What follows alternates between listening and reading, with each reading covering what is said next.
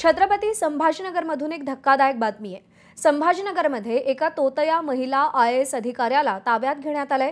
जालना रोडवरच्या एका पंचतारांकित हॉटेलमध्ये तिने तब्बल 6 महिने बनावट कागदपत्रांच्या आधारे मुक्काम ठोकल्याचा धक्कादायक प्रकार उघडकीस आलाय।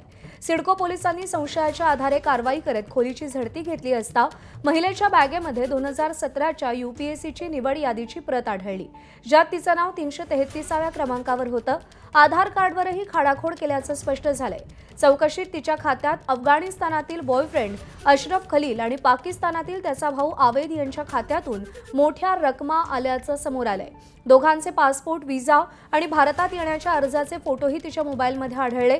संपूर्ण प्रकरण अत्यंत संशयास्पद ठरल्यानं ATS आणि IB कडून महिलेची कसून चौकशी सध्या सुरू आहे। कृष्णा केंडे आपली प्रतिनिधी आपल्याला या सगळ्या संदर्भात अधिक अपडेट देतील। कृष्णा, या सगळ्या प्रकरणाचा उलगडा कसा झाला आणि अफगाणिस्तान आणि पाकिस्तानमधल्या लोकांशी तिचं काय आणि कसं कनेक्शन आहे?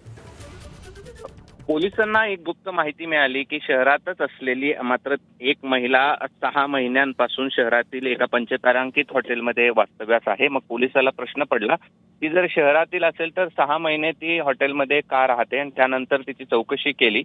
त्यात तिने उत्तर पोलिसांना व्यवस्थित दिली नाहीत। त्यानंतर त्यांची चौकशी केली असता तिच्याकडे एक 2017ची IPS अधिकाऱ्यांची लिस्ट मिळाली। 333 क्रमांकावर तिने तिचं नाव या ठिकाणी टाकलेलं होतं, आणि त्यामुळे पहिल्यांदा पोलिसाला संशय आला की ही IPS अधिकारी बनून काही कुणाला या ठिकाणी लुटते आहे का। या सगळ्यांची चौकशी केली। काल घरझडती देखील घेतली, त्यावेळी घरामध्ये काही वस्तू आढळून आल्या, ज्यामध्ये अफगाणिस्तानमध्ये तिचा एक मित्र आहे आणि त्याचे काही कागदपत्र आढळले।